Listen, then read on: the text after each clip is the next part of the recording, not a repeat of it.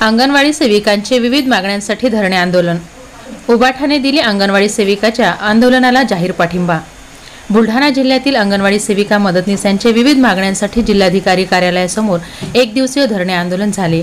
या आंदोलनाला बुलढाणा जिल्हा शिवसेना उद्धव बाळासाहेब ठाकरे पक्षांचे जिल्हा प्रमुख जालिंदर बुधवत यांनी भेट देऊन जाहीर पाठिंबा दिला।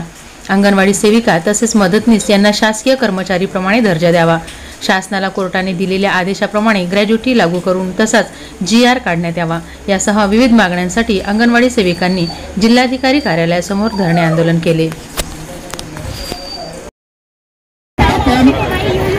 महाराष्ट्र शासनाकडे आगामी मागच्या इलेक्शनच्या अगोदर जोर काढले आणि महाराष्ट्राच्या प्रत्येक जिल्ह्यानं 30-40 मोर्चे